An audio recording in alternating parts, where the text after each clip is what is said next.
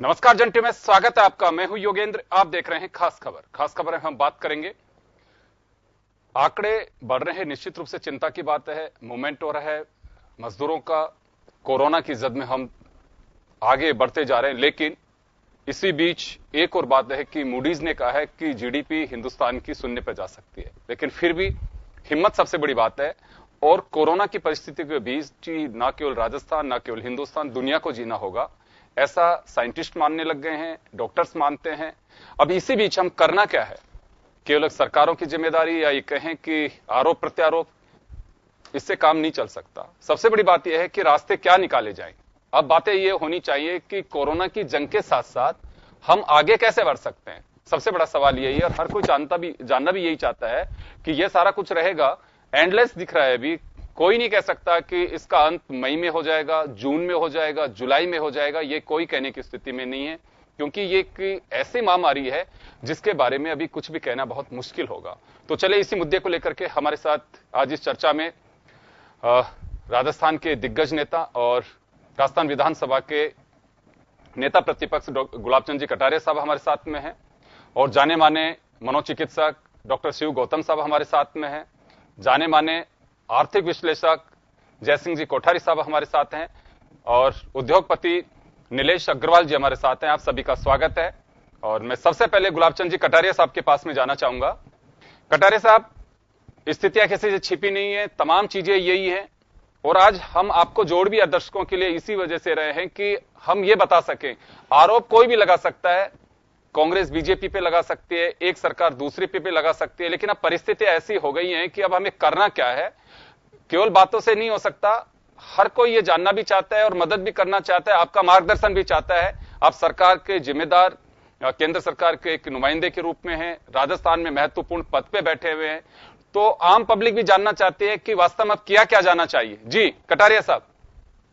देखो, मैंने बहुत प्रारंभ से विधानसभा में सरकार को पूर्ण आश्वस्त किया कि कोरोना का महामारी न कोई पार्टी की है न किसी व्यक्ति की है। ये देश के सामने एक बहुत बड़ी चुनौती है और इसलिए हम सब मिल करके इसका सामना करें। और मैंने विधानसभा के फ्लोर पर यह आश्वस्त किया था कि मैं और मेरी पार्टी पूरे मन से, पूरे दिल और दिमाग से सरकार के हर काम को सहायता करेगी और हम सब मिलकर के इस महामारी से अपने आप को और अपने प्रदेश को बचाने के लिए जो भी किया जा सकता है वो करेंगे। हम आपको आश्वस्त करते हैं और वही एटीट्यूड हमने लंबे समय तक रखा। मुझे आज भी, मैं प्रदेश की जनता से भी और राजनीति में काम करने वाले सब बंधुओं से भी मेरी विनम्र प्रार्थना है कि ये सब विश्लेषण बाद में कर देंगे, आलोचना प्रत्यालोचना बाद में कर देंगे, लेकिन आज हम इस आई हुई विपदा को कैसे और किस तरह से अच्छे ढंग से इसका फेस करके और इस महामारी से प्रदेश को और देश को निकाल सकें, ये हमारी प्राथमिकता होनी चाहिए। और मैं आज भी आपके माध्यम से जो भी बंधु आज सुन रहे होंगे, मैं बहुत विनम्र भाव से कहना चाहता हूं कि राजनीतिक पार्टियों का विश्लेषण इसके समाप्त होने के बाद विधानसभा के फ्लोर पर, लोकसभा में और जनता के बीच में और मीडिया के माध्यम से कर लेंगे। आज वो समय नहीं है कि हम एक दूसरे की कमियां गिना करके अपना उस पर और उसका हमारे पर फेंकने का जो काम कर रहे हैं वो नहीं करें। भगवान के लिए इस महामारी से मुकाबला करने के लिए सब एक मन होकर के, केवल दिखाने के लिए नहीं, ईमानदारी से इसका फेस करने के लिए मदद करें। जी, मैं जयसिंह जी कोठारी साहब के पास में जाना चाहूंगा। कोठारी साहब, कटारिया साहब बिल्कुल सही कह रहे हैं। मुझे भी बहुत अच्छे से ध्यान है कि जब विधानसभा में इन्होंने कहा कि ये वक्त ऐसा नहीं है कि हम आपको ये भी कहते हैं सरकार को कि आप बिना किसी टेंडर के भी अगर कोई तुरंत जरूरत की चीज है तो आप तुरंत खरीद सकते हैं, और ये मिलकर के इस लड़ाई से लड़ना होगा, क्योंकि हम कई कंट्रीज की हिस्ट्री देख चुके थे। अब दुनिया उस दौर पे पहुंच चुकी है कि जहां उस वक्त जब पेशेंट्स जितने बढ़ते आ रहे थे वही चिंता का विषय है, अब तो मौतें होने लग गई हैं उस रेसों में। तो मुझे लगता है कि ये कुछ इस तरह के हालात बनते जा रहे हैं। केवल राजस्थान, हिंदुस्तान की बात नहीं, दुनिया की बात है। इसी बीच हमें जिंदगी भी पटरी पे लानी है, अर्थव्यवस्था को भी पटरी पे लाना है। कुछ हम मान के चल सकते हैं, कुछ सरकारों को सुझाव दे सकते हैं कि अब इस रास्ते पर हमें जाना चाहिए। जी कोठारी साहब। मेरा मानना ये है कि हम एक बहुत चिंताजनक के उस दौर में एंटर करने के जो संकेत आ रहे हैं, जो अभी एनालिसिस आए हैं कि हमारा जून जुलाई में हमारे रिकॉर्ड जो कोरोना पेशेंट है उनकी बढ़ोतरी होगी।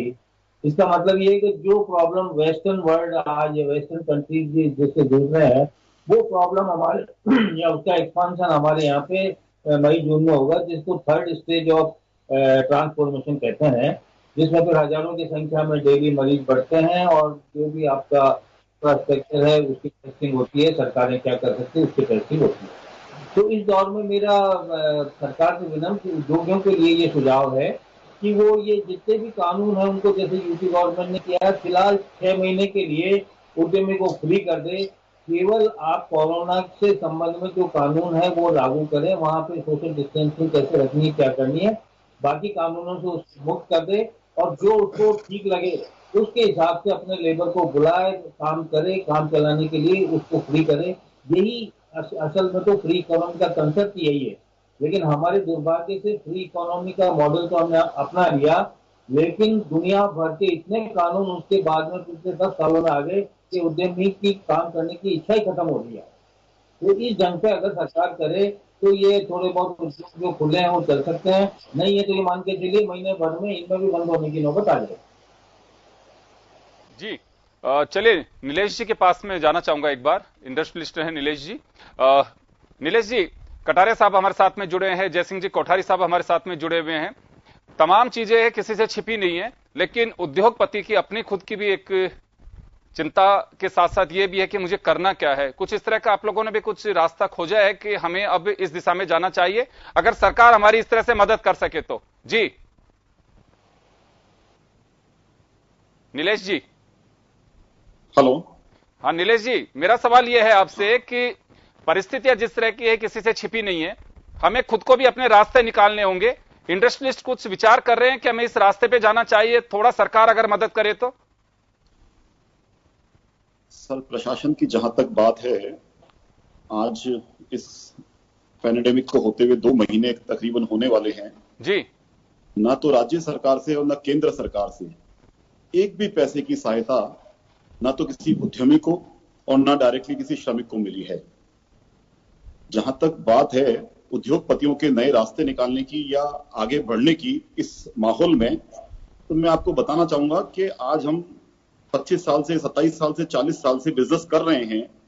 आज तक तो हमने कभी सहायता नहीं मांगी सरकार से, ना कभी राज्य सरकार से मांगी, ना केंद्र सरकार से मांगी। अच्छा काम कर पाते हैं तो 2 मशीन एक्स्ट्रा खरीद देते हैं, लोन लेते हैं, उसकी किस्तें चुकाते हैं, ब्याज चुकाते हैं। नहीं कमा पाते हैं ज्यादा, चुपचाप बैठ के धीरे धीरे जो काम कर सकते हैं वो करते रहते हैं। आज ये जो समस्या आई है महामारी की, इसकी जड़ कोई व्यापारी तो है नहीं।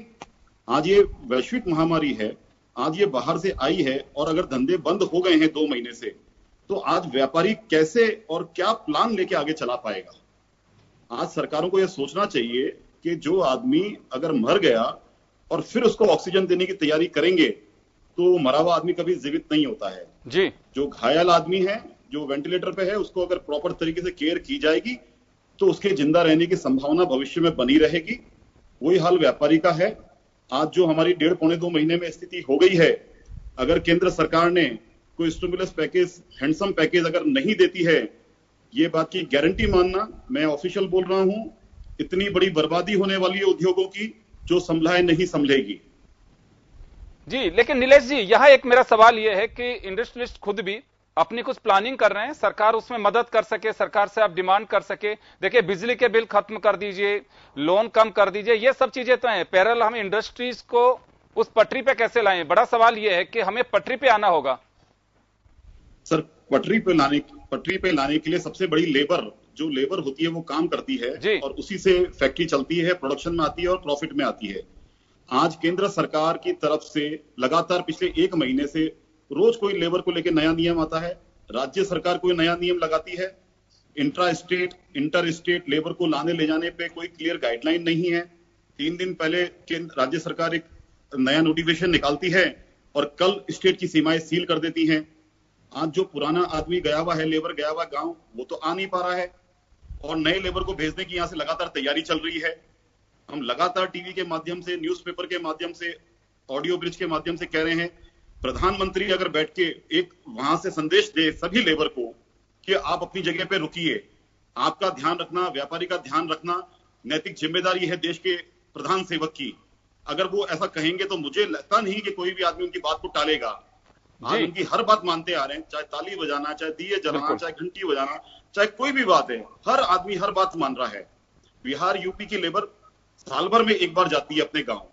आज क्या जरूरत पड़ रही है वो भागम भाग कर रही है 1 महीने 1.5 महीने के अंदर? संक्रमण शहर में फैला हुआ है, गांव में नहीं फैला है। और जिस तरह से ये लोग जा रहे हैं, जिस तरह से ट्रेनों के द्वारा इनको भेजा जा रहा है, ये पक्की बात मानिए, ये संक्रमण अगर गांव में पहुंच जाएगा, कौन संभालने वाला है गांव के अंदर?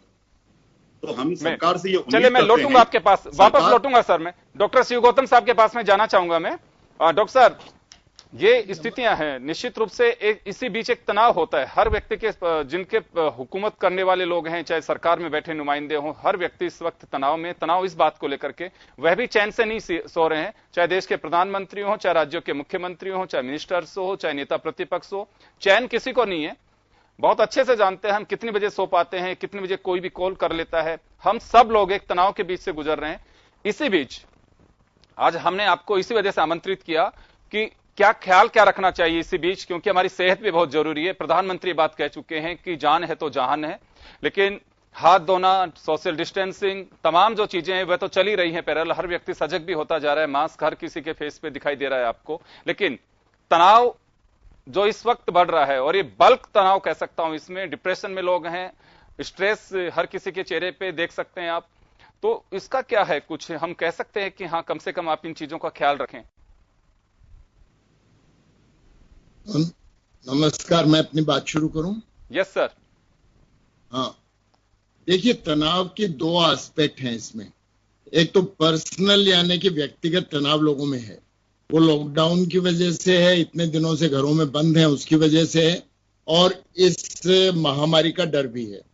और दूसरा सोशल तनाव जो है, व्यापार पे असर पड़ रहा है उसके बारे में, और राजनीतिक जो स्थितियां उसके बारे में बात हो चुकी है जी। मैं आपसे व्यक्तिगत तनाव की बात करूंगा। लोग जो लॉकडाउन की स्थिति में हैं, उनको एक तो इमोशनल इफेक्ट्स हो रहे हैं, यानी कि उनको भावनात्मक प्रभाव पड़ रहा है, और भावनात्मक प्रभाव में लोगों को डिप्रेशन हो रहा है। अभी हमने इंडियन साइकियाट्रिक सोसाइटी से रिसेंटली एक सर्वे किया है। जी जी डॉक्टर साहब।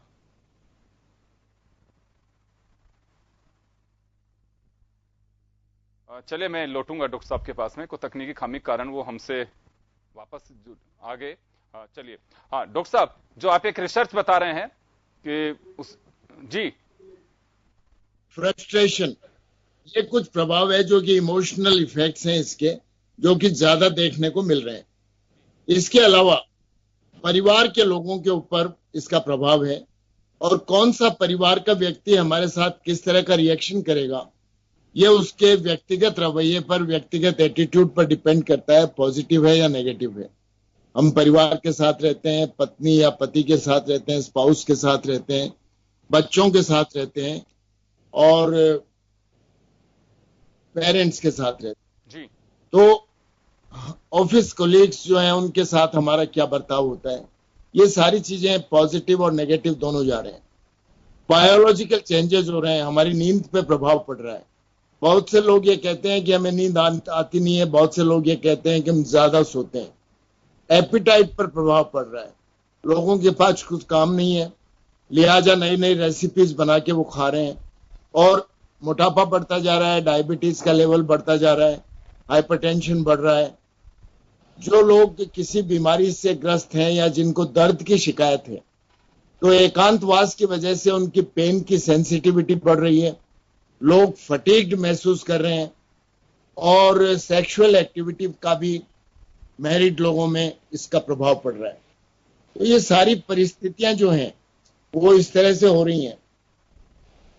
व्यवहार में जो परेशानियां आ रही हैं उसमें हम देखें कि लोगों का एक्सरसाइज और इंडोर गेम्स बढ़ रहे हैं।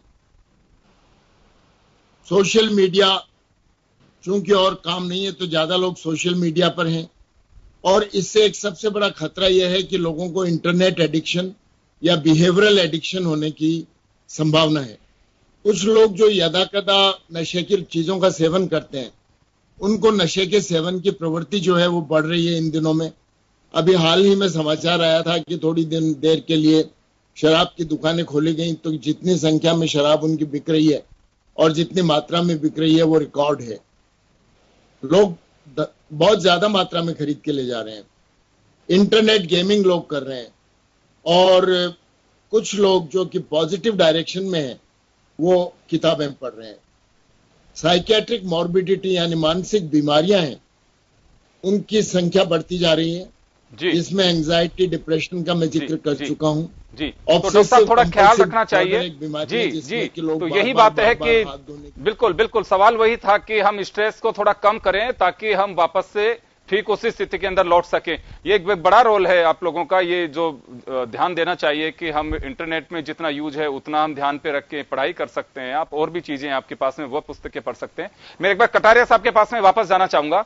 कटारिया साहब, एक बड़ी बात यह निकल करके आती है कि जैसे अभी नीलेश जी भी बता रहे थे, आम आदमी का भी यही सवाल है। जोधपुर से एक इंडस्ट्रियलिस्ट हैं खेताराम, उनका भी एक सवाल है आपसे कि आए दिन सरकारें नए नियम बदल देती हैं, चाहे पास के हो चाहे लॉकडाउन के हो। लॉकडाउन में आपको ये करना है, ये दुकानें खुलेंगी, ये नहीं खुलेंगी। तो इसको लेकर के बड़ी परेशानी है लोगों को। दो सवाल हैं सर लोगों के, एक तो भीलवाड़ी से है, एक जोधपुर से है। वे जानना चाहते हैं कि आए दिन ये बदलाव क्यों किया जाता है। जी कटारिया साहब। देखो क्या है कि पब्लिक का इतना दबाव रहता है कई बार सर। ये जो लेबर को लाने वाली जो बात थी जी, वो इंडस्ट्री वाले जरूर कहते हैं कि भाई इसको नहीं ले जाना चाहिए थे, लेकिन जब इंडस्ट्री बंद हो गई, उसका खाना पीना बंद हो गया, उसका आमदनी का सोर्स बंद हो गया, उसको अपने घरों में रहना है, उसकी रहने की व्यवस्था नहीं है, और फिर इस महामारी का एक ऐसा भय क्रिएट हुआ, उसके कारण से हर व्यक्ति ये चाहेगा कि अपने घर किसी तरह से पहुंच जाए। तो उसकी इतना ज्यादा एक तरह से दबाव था सरकारों के ऊपर कि उनको लोग पैदल निकल गए, बच्चों को न कंधे पे तोप कर, सामान तोप कर मिलों तक चल रहे हैं। तो एक मानवीय दृष्टि से उसके बारे में उनको एंट्रेंस कैसे हो, उनको कैसे लाया जाए, उसके कारण से नियम को कहीं न कहीं शिथिल करना पड़ा। वो पब्लिक की परेशानियों को देखकर फिर कभी लगा जैसे अभी अपने 2 दिन से सील कर दी अपनी सारी सीमाएं, तो इस कारण से लगा कि कुछ लोगों के आने के कारण से जगह जगह इस बीमारी का विस्फोट हो रहा है। फिर उसमें से कुछ पॉजिटिव केस निकल रहे हैं, इसलिए फिर से वापस ये सोचा कि जहां बहुत संक्रमित लोग हैं, जो बिल्कुल रेड जोन में हैं, उन लोगों को आने के लिए रोका जाए और उनको वहीं से रोक लिया जाए। क्योंकि जो सड़क पर एक बार आ गया और राजस्थान की बाउंड्री पर आ गया, वहां आने के बाद वो वहां रुकेगा। ये हमने 14 दिन तक उनको वहां रोके रखा, सब कुछ किया, लेकिन उसके बाद भी मानवीय दृष्टि से वो कहता है कि भाई 14 दिन भी आपका क्वारंटाइन भी यहाँ मैंने पूरा कर लिया, अब तो आप मुझे कम से कम मेरी जगह जाने दो। तो कुछ ऐसे दबाव होते हैं जिनके कारण से समय के अनुसार कभी छूट देनी पड़ती है, कभी सख्ती करनी पड़ती है। प्रधानमंत्री जी ने एक दिन अचानक, आपने सब लोग आलोचना करते हैं कि 4 घंटे का भी समय दिया नहीं और लॉकडाउन कर दिया। अगर वो स्थिति उस समय कंट्रोल नहीं होती तो आज हम हिंदुस्तान को किस जगह पर पहुंचा देते, ये आप और मैं अच्छी तरह से अनुभव करता हूं। तो वास्तव में क्या है कि इस बीमारी से बचने का सबसे बड़ा जो कोई रास्ता है वो तो एक तरह से सोशल डिस्टेंसिंग है, बाकी इन चीजों का पालना करना जो सरकार हमको देती है। लेकिन क्योंकि व्यक्ति की अपनी मजबूरी होती है, कई के घर ही इतने छोटे हैं कि एक ही मकान में 10-10, 12-12 लोग रहते हैं। अब वो एक संक्रमित होता है तो निश्चित रूप से उसके पास दूसरा को उससे प्रभाव में आएगा ही आएगा। तो कुछ समस्याएं भी इस तरह से है, इसलिए समय समय पर सरकार को अपने का जो है ना विचार बदल करके कुछ सुविधाएं देनी पड़ती है। मैं सोचता हूं कि विदेश से लाने के बारे में अपन नहीं सोचा, लेकिन दबाव इतना था कि अभी पिछले 2 दिन से विदेश से भी लाने का पहले लोगों को लगा कि भाई हम अपनी गाड़ियों से आएंगे, तो दबाव इतना था कि हमारे पास गाड़ी जिनके पास नहीं है, क्या उन लोगों को कहीं नहीं ले जाओगे? तो ट्रेन चलाने के लिए मजबूर होकर के उनको ले जाना पड़ा। मैं सोचता हूं कि समय के अनुसार कुछ बदलना तो जरूर पड़ता है, लेकिन फिर भी आप और हम सबका उद्देश्य एक ही है, एक तो जनता सुरक्षित रहे और दूसरा आर्थिक दृष्टि से हिंदुस्तान वापस अपने पायदान पर आ जाए। उसके लिए जो जो तरीके हो सकते हैं उन तरीकों का आप लोग भी सुझाव दें, हम भी देते हैं, और मैं सोचता हूं कि सरकार से भी इस बारे में बात करेंगे। पॉजिटिव सोच करके हल निकालने का प्रयत्न करें। जो हो गया उसको बार बार अब पिटने से नहीं, उसको समझ लेना और समझा देना यहाँ तक पर्याप्त है। आगे के रास्ते तय करने पड़ेंगे कि हमको ये न, विशेष करके ये जो बीमारी है ये अभी कुछ शहरों तक सीमित है, गांव आज भी इससे बचे हुए हैं। हिंदुस्तान के आज भी अधिकांश जिले जो है ना इस बीमारी से अछूते हैं। तो जहां ये बीमारी नहीं है वहां दूसरे लोग नहीं जाएं, इसके लिए प्रयत्न करें। वहां का छोटा मोटा जो रोजगार है गांव का, उसको अपनी जगह चलने दें। इंडस्ट्री को खड़ा करने के लिए जो जो आपको इसको सुविधा देनी चाहिए वो देने का काम करें। जितना लेबर आज की तारीख में आपके पास है उससे जहां जहां काम हो सकता है उसको प्रारंभ करें, ताकि एक बार स्थिति सामान्य बनेगी तो वापस सारे का सारा आना जाना प्रारंभ हो जाएगा।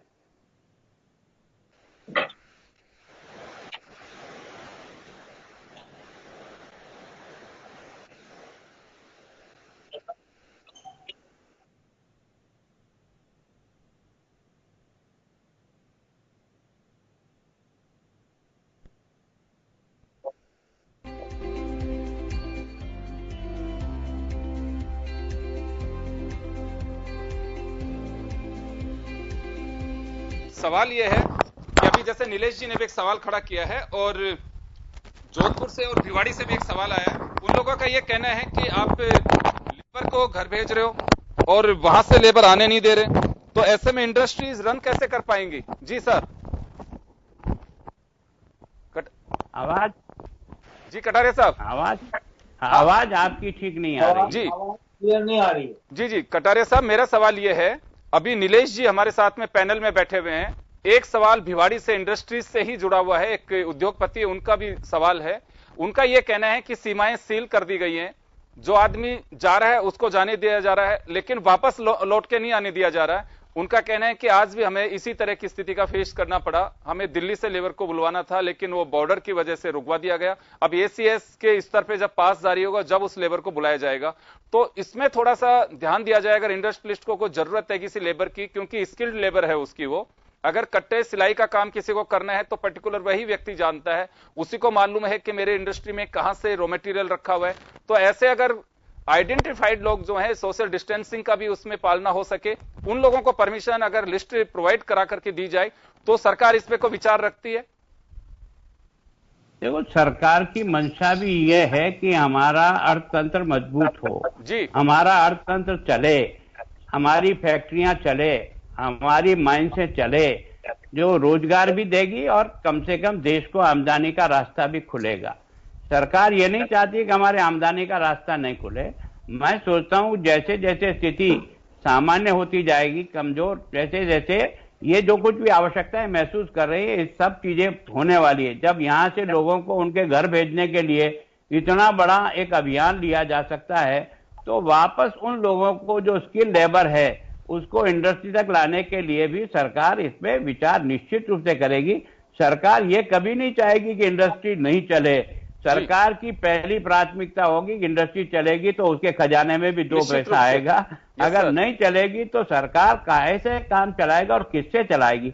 लेकिन लोगों को बचाते हुए और उनकी सुरक्षा रखते हुए हम कैसे आगे बढ़ें, हर कदम का रास्ता निकलेगा, हर आवश्यकता के अनुसार हमारा जीवन चलेगा, हर बात में इसी बारे में सोचेगा। मैं सोचता हूं ऐसा नहीं सोचना चाहिए कि उन्होंने कोई हमेशा के लिए इस इंडस्ट्री को बंद करने का ही कोई सोच लिया, ऐसा नहीं है।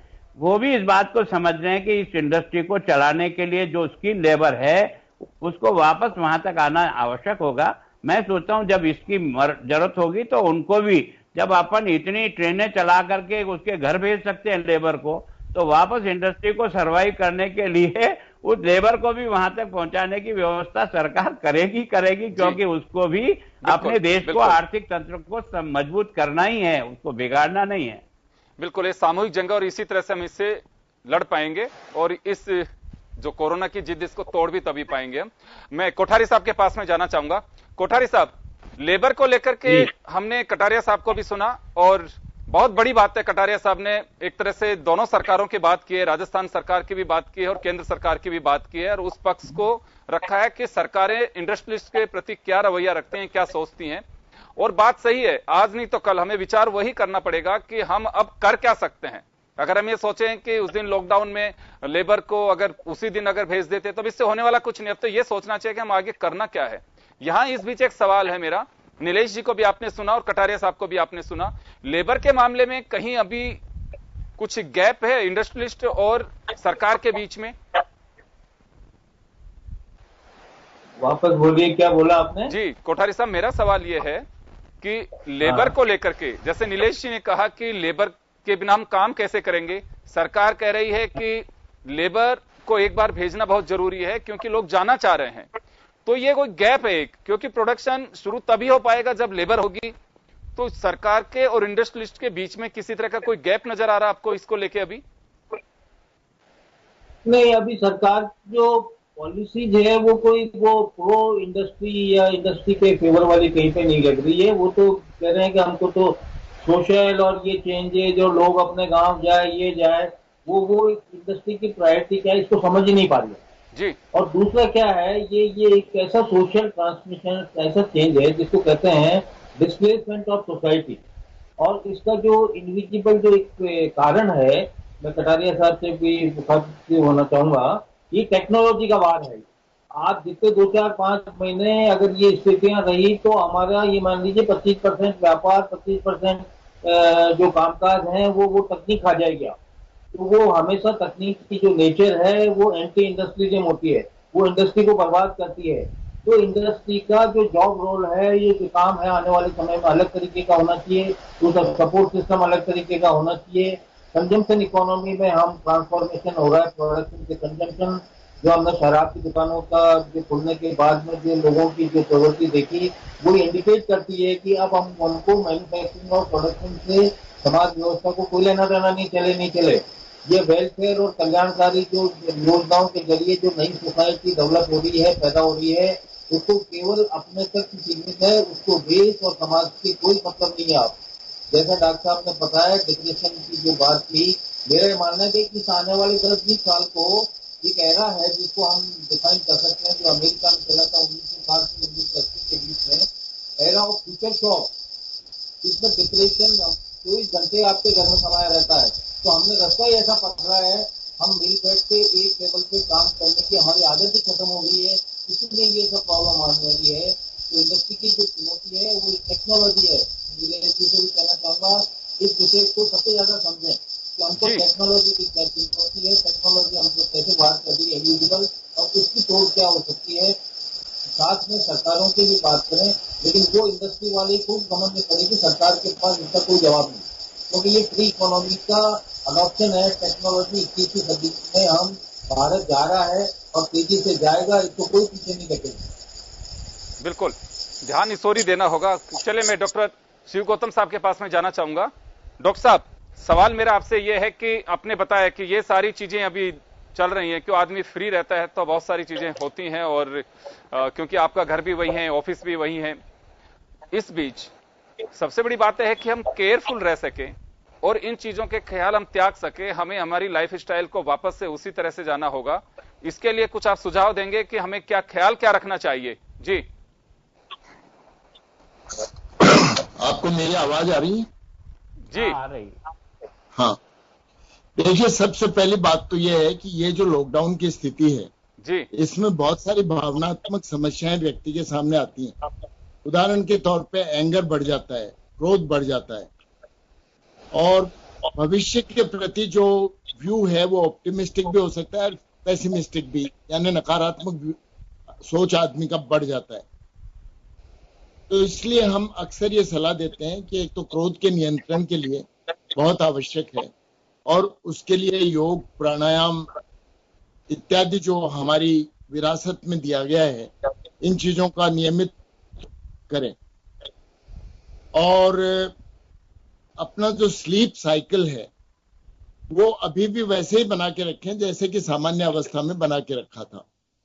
इसलिए हमें डॉक्टर साहब मैं एक बार वापस आ रहा हूं आपके पास में, वापस आ रहा हूं नीलेश जी के पास में जाना चाह रहा हूं मैं एक बार। नीलेश जी से एक मेरा सवाल ये है, नीलेश जी, कटारिया साहब को आपने सुना और इसमें कोई डाउट नहीं है कि गवर्नमेंट चाहे कोई भी हो, वो इंडस्ट्रियलिस्ट की गार्जियन होती है, पूरी पब्लिक की गार्जियन होती है, वो हमारे संरक्षक है और कोई किसी का बुरा नहीं चाहता। हालात इस तरह के हो गए, हम जो मुहिम है हमारी वो यही है कि अब हमें करना क्या है, जिस दिशा में आगे हम बढ़ सके। परिस्थितियां बड़ी विकट हैं, विपरीत परिस्थितियां हैं, लेकिन फिर भी इन हवाओं से टकरा के हमें बिल्कुल किनारे पे पहुंचना है, वो जंग जीतनी है। अब इस जंग में जीतने के लिए हमें मानसिक रूप से तैयार होना पड़ेगा। तो वही मैं जानना चाहता हूं कि आप लोगों के एसोसिएशन बने हुए हैं, उनमें कभी बैठक होती है कि स्थितियां तो यही रहनी है, लेकिन हमें अब, क्योंकि रोजी रोटी है, निश्चित रूप से आप एक बहुत बड़े एम्प्लॉयर है, लोगों को रोजगार दे रहे हैं, तो इसी बीच मैं जानना चाहता हूं कि आप लोगों की भी कुछ अपनी एक रणनीति होगी कि हम इस दिशा में आगे बढ़ रहे हैं अगर ये चीजें अब यूं ही चलती रही। क्योंकि ये बड़ी चिंता का विषय इसी बीच ये आ रहा है कि जून में ये उन चिकित्सकों की जो बिल्कुल कोरोना पे बड़ी बारीकी से नजर रख रहे हैं, साइंटिस्ट हैं वो, उनका साफ कहना है कि जून में यही स्थितियां रही तो बहुत पीक पे जा सकते हैं। तो हमें ये तो मानसिक रूप से तैयार रहना चाहिए कि अभी इस लड़ाई लंबी है और हमें इसे जीतने के लिए मजबूती के साथ खड़ा भी रहना पड़ेगा। जी नीलेश जी।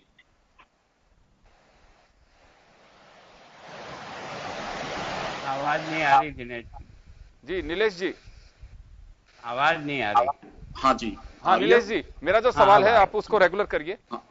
हम कटारिया साहब की बात से बिल्कुल इत्तेफाक रखते हैं। हमें राज्य सरकार से और केंद्र सरकार से कहीं कोई दिक्कत नहीं है।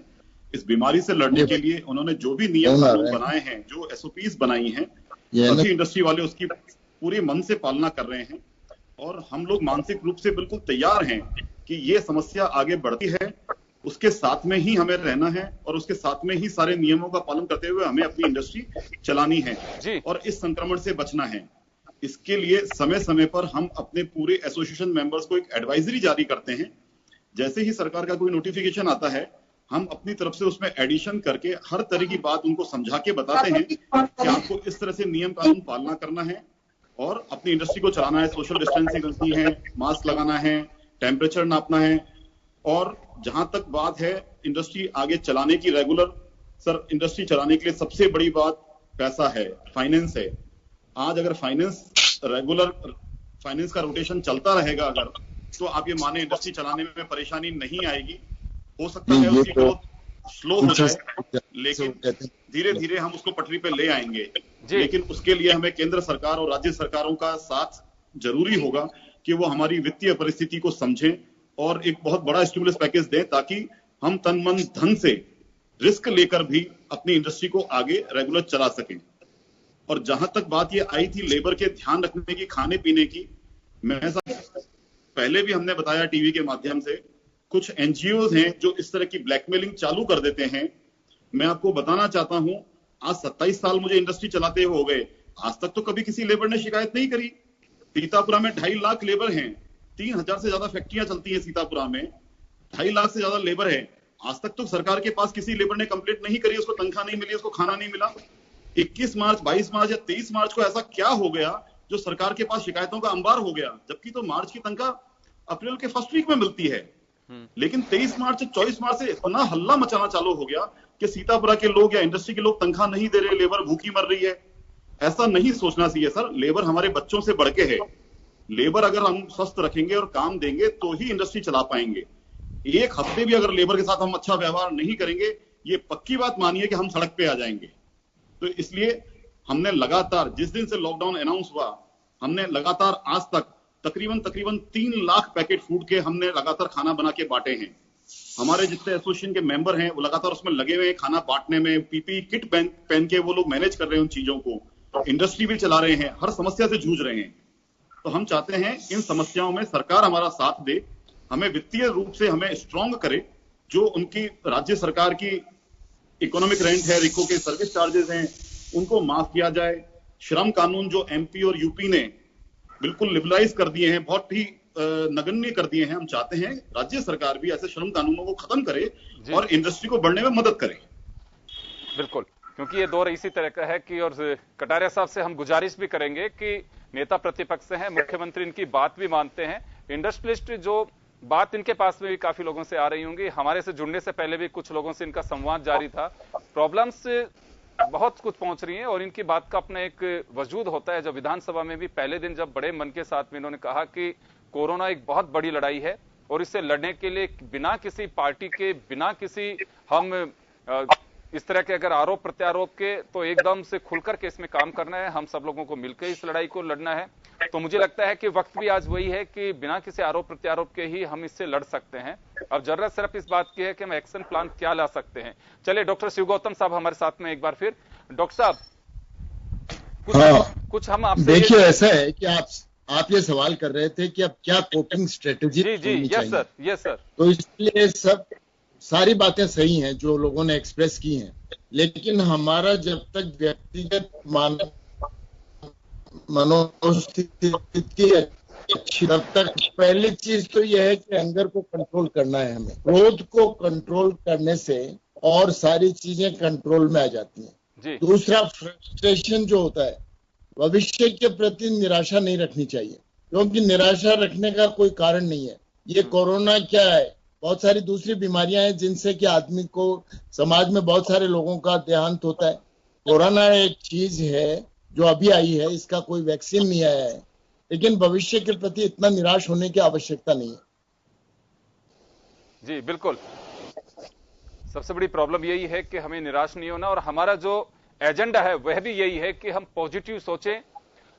घटना है आपके सामने, इससे इनकार नहीं किया जा सकता है, परिस्थितियां हैं, ये हमारे लिए परेशानी है, लेकिन इस परेशानी में हम जीत कैसे सकते हैं। आप रास्ते में जाते हैं, अचानक गाड़ी के अंदर कोई प्रॉब्लम हो जाती है या आपकी गाड़ी पंचर हो जाती है, उस परिस्थिति से भी हम निपटते हैं। हम किसी बीमारी में जकड़ जाते हैं, उससे लड़ने की भी हम ताकत रखते हैं। तो यही है सर, बिल्कुल पॉजिटिव सोच के साथ ही आगे बढ़ना होगा, इसके अलावा कोई चारा नहीं है, और हमें उन रास्तों को तलाशना होगा कि अब हमें यह करना है। जी डॉक्टर साहब, आप सही फरमा रहे हैं, रेगुलर करिए अपनी बात को।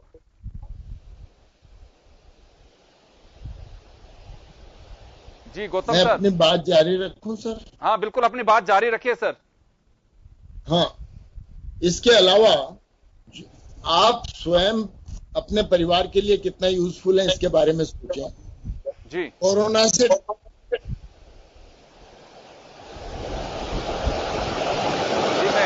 चलिए, कुछ टेक्निकल खामी है शिव गौतम साहब के पार्ट पे, तो मैं एक बार कटारिया साहब के पास वापस जाना चाहूंगा।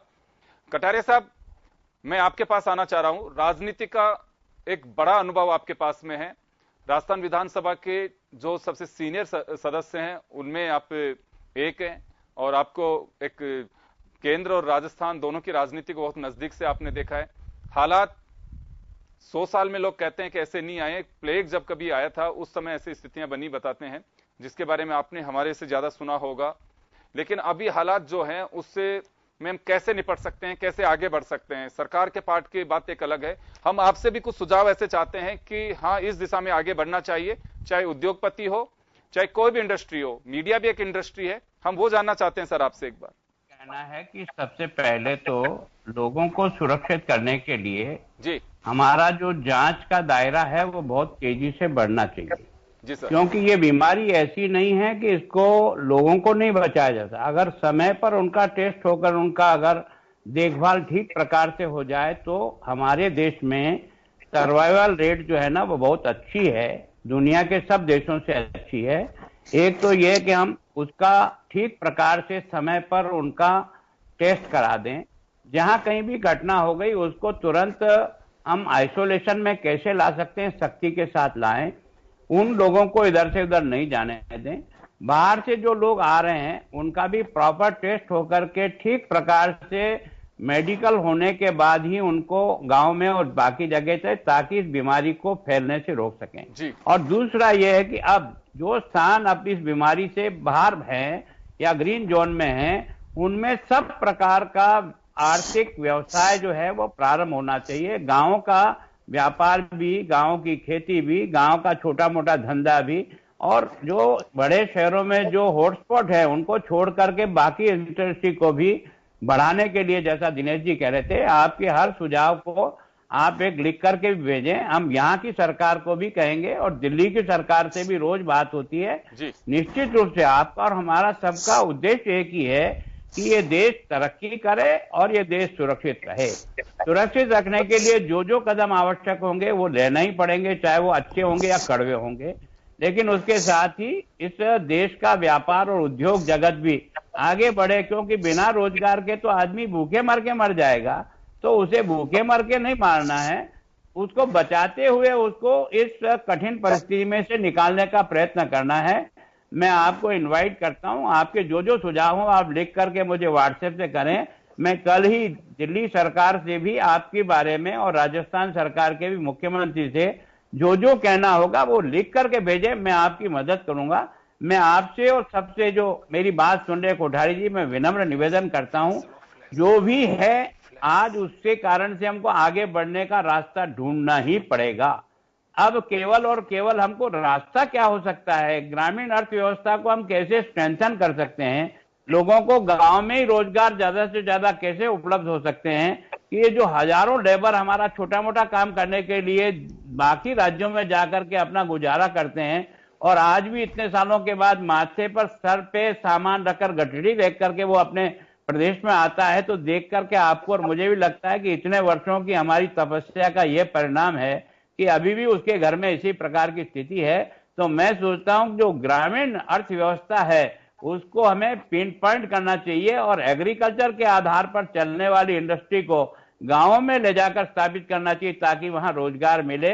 और मैं सोचता हूं कि हर प्रकार का टैलेंट इस देश में है, ये दुर्भाग्य है कि हम इसका सही ढंग से सही उपयोग नहीं कर पाए। प्रशासनिक दृष्टि से भी जो कमियां हैं उन कमियों को भी ठीक करना है और इंडस्ट्री को भी इस बात को देख करके कि आपका जो लेबर आपके पास काम कर रहा है उसका जीवन और उसके बच्चों का जीवन भी अच्छा बने, ताकि हम उनको देख करके प्रसन्न हो कि वास्तव में हमने भी किसी का भला किया है। तो मैं सोचता हूँ मिला जुला है, इसमें केवल नकारात्मक सोच के आधार पर तो कभी कोई रास्ता नहीं निकलेगा। केवल हम ही प्रभावित नहीं हो रहे हैं, दुनिया के बड़े बड़े जो अर्थतंत्र में इतने मजबूत देश है वो हिल गए हैं इस बीमारी के कारण से। और इसलिए ये जो समस्या आई है केवल राजस्थान और हिंदुस्तान के लिए नहीं है, सारी दुनिया इसको फेस कर रही है। हम किस तरह से अपने देश को आर्थिक रास्ते पर भी वापस लाइन पे ला सके और जो ग्रीन जोन है ना ऑरेंज जोन है उनमें अधिक से अधिक हमारा काम कैसे शुरू होकर के और जहां जहां भी ये बीमारी है केवल उतने ही एरिया को हम प्रोटेक्ट करके उन लोगों को भी सुरक्षित रखें और बाहर से जाने वालों को भी बचाने का प्रयास करें। तो मैं सोचता हूं कि हम निश्चित रूप से इस कोरोना यद्यपि लंबी लड़ाई लग रही है इसमें से ही हमको निकलना पड़ेगा। मेरा ये सोच है कि हमेशा सकारात्मक सोचो, सकारात्मक रास्ता निकालने का प्रयत्न करो। कमियां ढूंढने से कोई हल होने वाला नहीं है। ये कमियां अपन बाद में जब कभी चुनाव आएगा तब ढूंढ लेंगे, तब जिसकी गलतियां होगी उसको सजा दे देंगे। इस समय तो इस महामारी से लोगों की जिंदगी बचानी है और लोगों को उनको रोजगार से जोड़ने के लिए हमारी प्राथमिकता हो। जी बिल्कुल, और आपको मैं इस बात को लेकर बहुत धन्यवाद भी दूंगा सर कि आपने इंडस्ट्रियलिस्ट की बात कही और एक बहुत बड़े प्लेटफॉर्म के रूप में आपने नीलेश जी को सुनकर के ये बात कही है कि आप उनके नीलेश जी आप जरूर कटारिया साहब तक आप सुझाव पहुंचाएं। और कटारिया साहब के लिए जैसे मेरा मकसद जो आज था वो यही था कि हम कटारिया साहब को इंडस्ट्रियलिस्ट के साथ में जोड़ सके। कटारिया साहब एक सवाल इस वक्त आपको जो दर्शक देख रहे हैं भिवाड़ी से और एक भीलवाड़ा से सवाल है।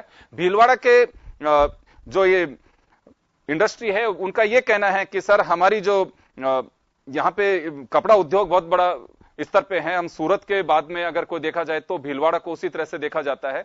लेबर को लेके ही उनका सवाल है। दूसरा भिवाड़ी से जो सज्जन है उनका यह सवाल है कि एमएसएमई सेक्टर के लिए लगातार हम सुन रहे हैं, निर्मला सीतारमण जी को हमने रिकमेंडेशन भी दिया, दिल्ली की एसोसिएशन उनसे मुलाकात भी कर चुकी है, तो आप हमारी बात को वहां तक पहुंचाएं। एमएसएमई सेक्टर को जो भी वो मदद कर सकते हैं, अब आवश्यकता पड़ी है कि हम बिल्कुल नहीं चाहते हैं कि जो वर्षों जी आप इनको विश्वास दिला दो कि केंद्र सरकार के सामने हम इस विषय को बहुत बार डिस्कस कर चुके हैं। उनकी एक टीम बनकर के भी इस पर विचार कर रही है और बहुत जल्दी इस बारे में कुछ रिलीफ और राहत इंडस्ट्री को निश्चित रूप से मिलेगी, इतना मैं कह सकता हूँ। जी बिल्कुल, मैं एक बार फिर से जयसिंह जी कोठारी साहब के पास में जाना चाहूंगा। कोठारी साहब, कटारिया साहब ने बड़ी बात कही है कि निश्चित रूप से हर वर्ग परेशानी में है और परेशानी के साथ में रास्ते निकाले जाने चाहिए। मैं आपसे भी सुझाव जानना चाहूंगा कि एमएसएमई सेक्टर के लिए चले एक पैकेज की एक बात होती है, उसके अलावा कुछ ऐसा सुझाव आप बता सकते हैं कि इस दिशा में आगे बढ़ने के लिए हमें ये करना चाहिए। आपका एक बड़ा एक्सपीरियंस है, बहुत लिखा है आपने इंडस्ट्रीज के बारे में, अर्थव्यवस्था के बारे में। जी कोठारी साहब, आवाज कट रही है। कोठारी साहब आप मेरे को सुन पा रहे हैं?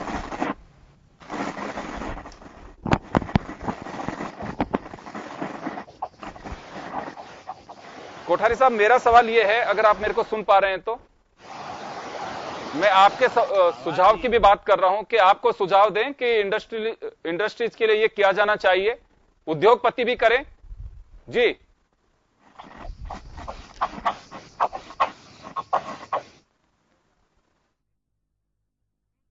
बताना चाह रहा हूं मैं, कोठारी साहब के पार्ट पे कुछ तकनीकी खामी हो सकती है। नीलेश जी के पास जाना चाहूंगा। नीलेश जी, एक बड़ी बात कटारिया साहब ने कही है कि आप एक रिकमेंडेशन उनको दें, अपने जो भी सुझाव हैं वो दे। आपके साथ साथ कई इंडस्ट्रियलिस्ट हमारे साथ में जन टीवी के माध्यम से कटारिया साहब को सुनते हुए जुड़े हैं, भिवाड़ी से जुड़े हैं, जोधपुर से जुड़े हैं, भीलवाड़ा से जुड़े हुए हैं। उन लोगों का भी यही कहना है, जो आपकी प्रॉब्लम है वो एक तरह से उन्हीं की भी प्रॉब्लम वही है। इस ओर आगे बढ़ना है हमें, तो निश्चित रूप से कुछ करना होगा और हमें पॉजिटिव सोच के साथ ही आगे बढ़ना होगा। नीलेश जी, आप कटारिया साहब को एक रिकमेंडेशन जरूर दें आप कि ये जरूरत की चीजें हैं, और अगर आपका कुछ ऐसा लगता है कि हाँ हमें तुरंत जो राहत सरकार ये दे सकती है राज्य सरकार के स्तर पे, कटारिया साहब वो सक्षम व्यक्तित्व के धनी है कि वो राज्य सरकार से बात कर सकते हैं और अपनी बात केंद्र तक भी पहुंचा सकते हैं। तो मैं आपसे जानना चाहूंगा, कुछ ऐसी चीजें और आप बताना चाहेंगे कटारिया साहब को कि हाँ हमें ये तुरंत में इन चीजों के लिए अगर सरकार कुछ मदद करे तो हमारे लिए एक बड़ी बात होगी। नीलेश जी,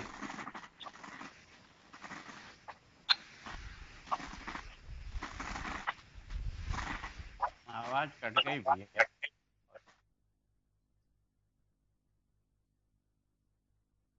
नहीं आ रहा, क्या चाह रहे? जाना चाहूंगा, कुछ तकनीकी खामी के कारण नीलेश जी भी हमारे को नहीं सुन पा रहे हैं। मैं कटारिया साहब के पास में वापस जाना चाहूंगा। कटारिया साहब, एमएसएमई सेक्टर को लेकर के आपने भी कहा कि हम कई बार लिख चुके हैं। इसी बीच एक बड़ी प्रॉब्लम जो ये है कि सरकारों को भी बड़ा फेस करना पड़ेगा अर्थव्यवस्था को लेकर के। निश्चित रूप से टैक्स पेयर्स के पास में पैसा होता है, वो सरकार को कंट्रीब्यूट करते हैं और उसी पैसे को विकास में लगाया जाता है। तो सरकारों की प्रॉब्लम जो है, हम अभी तो सब डिमांड कर रहे हैं, लेकिन बड़ी प्रॉब्लम में चाहे स्टेट गवर्नमेंट हो चाहे हमारी यूनियन गवर्नमेंट हो, उनके सामने भी अर्थव्यवस्था की एक बड़ी प्रॉब्लम होगी, क्योंकि अमेरिका जैसा देश ही पब्लिक से पैसा ले रहा है, तो हमारी कोई बहुत बड़ी स्थिति नहीं है कि हम बिल्कुल अथाह भंडार रखते हैं। इस प्रॉब्लम से कैसे फेस कर पाएंगे, ये मेरा एक सवाल है सर आपसे। मैं सोचता हूं कि निश्चित रूप से एमएससी के बारे में जी, सरकार को दिल्ली में भी बहुत बार बात हुई है और राजस्थान सरकार भी इस बारे में बराबर सोच रही है जी। निश्चित रूप से आने वाले कुछ दिनों में इसमें बहुत कुछ राहत दे करके इंडस्ट्री को खड़ा करना ये सरकार की प्राथमिकता है, और सरकार जितनी उसकी क्षमता है उसके अनुसार इस क्षेत्र के लोगों को मदद आने वाले कुछ ही दिनों में उसके बारे में कोई राहत पैकेज जो है वो सामने आएगा। ऐसा मेरा दिल्ली वालों से भी बात हुई है, और मैं सोचता हूँ राजस्थान के मुख्यमंत्री जी को भी और सुबोध जी अग्रवाल से भी इस बारे में बात हुई है। मैं सोचता हूँ कि निश्चित रूप से इस इंडस्ट्रियों को खड़ी करना ये सरकार की प्राथमिकता होगी, क्योंकि रोजगार से ही तो आगे कुछ बढ़ेगा। तो मैं सोचता हूँ कि जितना आप कह रहे हो शायद उतना संभव नहीं होगा, पर जितनी सरकार की अधिक से अधिक क्षमता है उसके अनुसार इंडस्ट्री को खड़ा करने के लिए सरकार भी चिंतित है। कटारे साहब, एक छोटा सा सवाल और है मेरा। हम ये बात सही है, अर्थव्यवस्था पे फर्क खजाने पे केंद्र का हो चाहे राज्य सरकार को, सब जगह फर्क पड़ रहा है। सरकारों की कुछ प्लानिंग है, क्योंकि जनता पे आप बोझ डाल नहीं सकते, सरकारें आपको चलाना है, विकास भी आपको पटरी पे लाना है। ऐसी स्थिति में सरकारें क्या करेंगी अब? क्या बोले सुना ही नहीं। सर, मेरा सवाल यह है कि अर्थव्यवस्था को लेकर के प्रॉब्लम सरकारों के सामने भी है, पैसे की कमी होगी, क्योंकि महामारी के बीच आपने मेडिकल रिलीफ पे काफी पैसा खर्च किया है, चाहे वह राज्य सरकार हो चाहे केंद्र सरकार हो, पैसे की जरूरत होगी। उसकी प्लानिंग सरकारों के सामने किस तरह की प्लानिंग है उनकी? पैसा भी आना चाहिए और जनता पे बोझ भी नहीं डालना, इसको कैसे मैनेज करेंगे? मैं सोचता हूं कि जो बहुत ही गरीब लोग हैं उनकी परचेजिंग पावर बढ़ाने की दृष्टि से भी सरकार ने अलग अलग उनके खातों में पैसे डालने का प्रयास किया, क्योंकि राजस्थान में 1,56,00,000 हमारी माताएं बहनें हैं जिनके खाते में 2 महीने से लगातार 500 रुपया आ रहा, तो एक बार में 740 करोड़ रुपया आ रहा है। किसानों को भी उन्होंने अपनी 2,000 रुपए की जो किस्त है वो उसमें से डाली है। इस सरकार को भी उन्होंने मेडिकली लगभग 1,800 करोड़ रुपया दिया है। इनको आपदा राहत के तहत जो पैसा है वो उसको खर्च करने का आदेश किया। जी। आपने देखा होगा कि ये जो अपना माइनिंग का पैसा है डीएमएफसी का, उसको भी खर्च करने हैं। तो केंद्र सरकार अपनी क्षमता के अनुसार ज्यादा से ज्यादा जो कुछ दे सकती है वो देने का प्रयत्न कर रही है। मैं सोचता हूं कि सही स्थिति ये है कि वो पैसा प्रॉपर जगह पर ठीक प्रकार से पहुंच जाए और जो सामान आज की तारीख में उस गरीब के घर को खाना बनाने के लिए जो पहुंचना है वो पहुंच जाए। मैं सोचता हूँ राज्य सरकार को भी जो विभिन्न प्रकार की सहायताओं की आवश्यकता है उसको भी देने के बारे में विचार हो रहा है और दे रहे हैं। जी, तो चले कटारिया साहब, आप हमारे साथ में जुड़े, इतना समय आपने दिया उसके लिए बहुत बहुत शुक्रिया। और आपने उद्योगपतियों को आमंत्रित भी किया है कि आपकी प्रॉब्लम से आप अवगत कराएं। निश्चित रूप से आप दिल्ली तक बात करेंगे। मुझे लगता है कि उनके मनोबल को बढ़ाने के लिए आपके अल्फाज उनके लिए काफी कारगर साबित होंगे और निश्चित रूप से डायलॉग के जरिए ही प्रॉब्लम्स को सॉर्ट आउट किया जा सकता है। तमाम अतिथियों का, कोठारी साहब का, गौतम साहब का, नीलेश जी का बहुत बहुत शुक्रिया। आप सबका बहुत बहुत शुक्रिया। खास खबर में इतना ही, दीजिए इजाजत, नमस्कार।